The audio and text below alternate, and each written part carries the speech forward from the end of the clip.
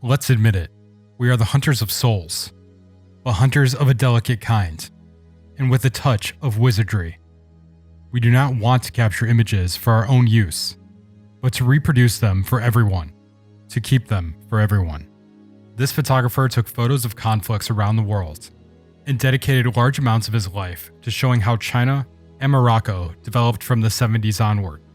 He was a member and once president of Magnum, an early user of color film, and is heralded as having an innate ability to portray the places and subjects of his images in a way that is truly empathetic. This is Street Smarts Volume 24, Bruno Barbey. A myriad of Magnum photographers had photographed China over the years before Bruno Barbey, including Robert Capa and Henri Cartier-Bresson in the 1940s. It was also recorded extensively by Marc Ribouze during the 1950s. Barbey stated, "Photography is the only language that can be understood anywhere in the world." And he stands out and is cited as being the only Western photographer who has really understood how to translate what China really is through photography. His ability to do so mostly comes down to his embrace of China as any other place, not photographing it as a historian, sociologist, or politician, but simply as what it was when he encountered it, by remaining as impartial as possible and trying his best to disregard preconceived notions. He photographed the country as it developed over the course of 45 years, from 73 to 2018, and is the only well-known photographer to capture the People's Republic of China in color. He is also the only established photographer to capture images there on so many trips over such a long span of time, which allowed him to fully display how China changed over close to half a century. The earliest major event that marked his time in China was the death of Mao Zedong in 1976. After this event, the country truly began its series of rapid change. Barbey's early work in China shows the country enveloped in Chairman Mao's cult of personality that is often associated with the country during that era. But as time goes on, you see Bruno's lens shift from the large overarching stories of China into the smaller details of everyday life that they are built upon, and a society that is rapidly changing and developing to meet the demands of modern life.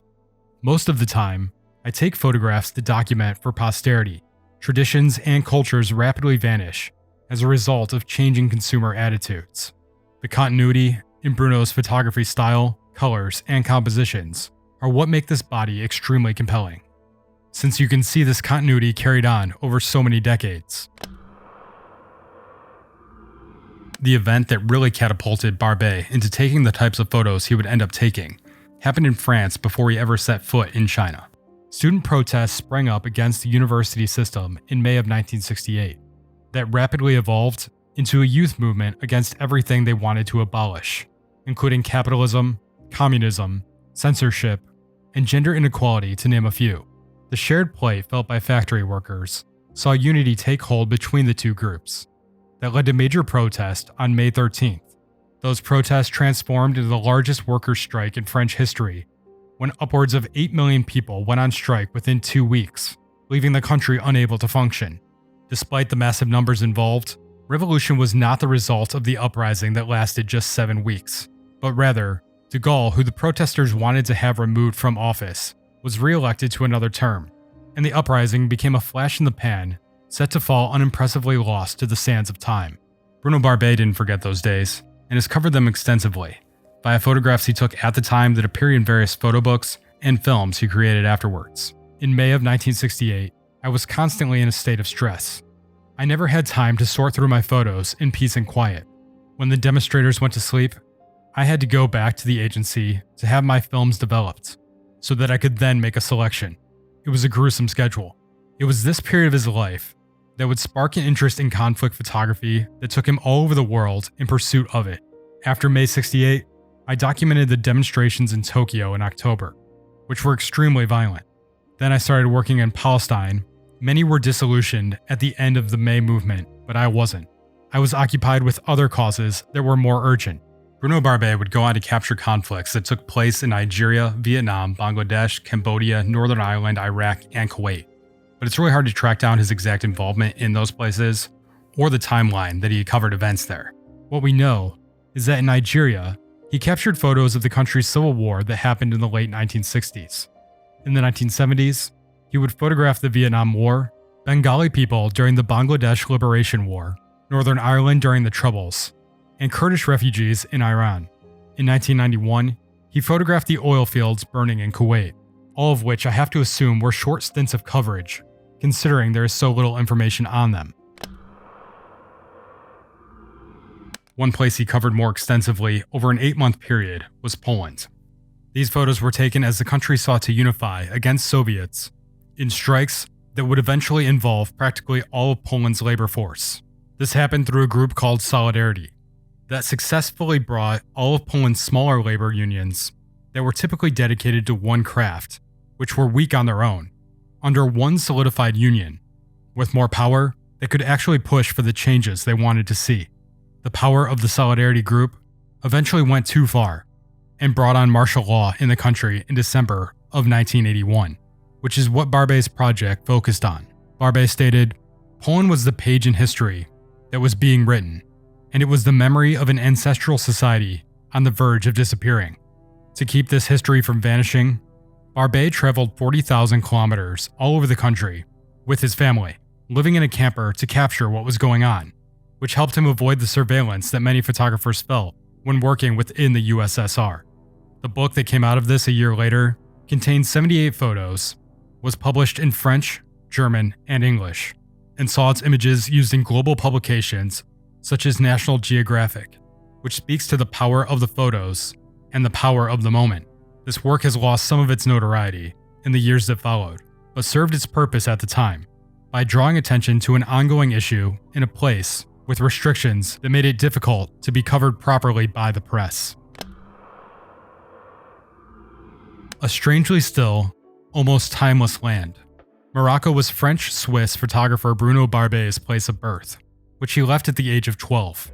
He returned there multiple times over his career to capture its major cities after his first trip to Fez in 1972. Morocco spoke to him as another place that had gone through transition into the modern era while also being able to keep its cultural identity. The Moroccans have so far succeeded in preserving their sense of human society and humanity with nature. They have adapted to the modern world while retaining their own culture. To capture images of Morocco comes with its own unique level of difficulty.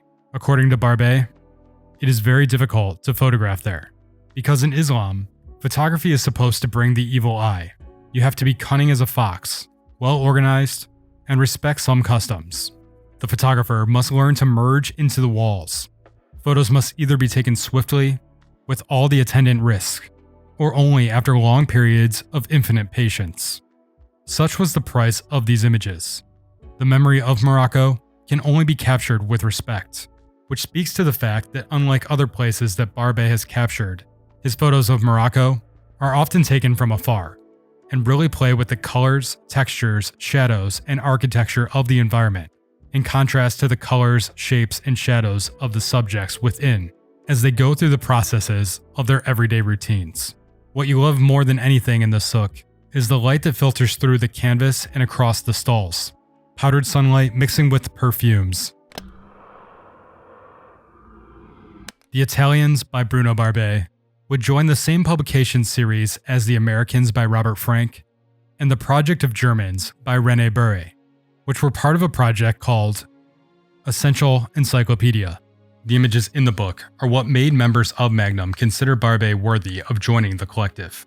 These photos were taken when he was only 21 years old and were the proof of concept that he had for capturing the spirit of a nation through images, which consisted primarily of street portraits taken all over Italy, taken in the early 1960s that included the rich, the poor, nuns, prostitutes, and beggars. He reflected on his work stating, "Drawing up the portrait of Italians through images was, therefore, the ambition of this project. To do this, I crisscrossed Italy from north to south. Nothing encyclopedic in these successful journeys, but an emotional journey, like a country whose fantasy defies all methodology." These images are another set of Barbey's photos that convey what the country looked like in transition. Italy was finally pulling itself out of the aftermath of World War II and redefining its image on the world scene. Through images of entire families on scooters, crowds of children in the streets, and wedding processions, Barbey was able to portray the country in an enduring fashion that is still beautiful to look at to this day. Throughout the 2010s, Barbey created images of Istanbul as it dealt with being brought into, or trying to find its way out of, conflicts that involved the Syrian civil war, Kurdish militants, and ISIS. The fact that this country works both physically and culturally as a transitional zone between the Middle East and Europe makes this prime real estate for the themes found in all of Barbey's work. In regard to Istanbul, he stated, "Cities are made of men and their monuments. These two entities coexist between grandeur and poverty, strength and melancholy. Our job is to show how." Over the course of his life, Bruno Barbey did his best to capture images of his subjects with a care and empathy that is not always found in photography. Barbey passed away in 2020 at the age of 79, leaving behind a body of work that can teach us all to be a little bit more delicate, a little bit more kind, and a little more thoughtful as we traverse the world in search of our next great photograph. Thanks for watching. Please like, share, comment, and subscribe. Until next time, keep developing.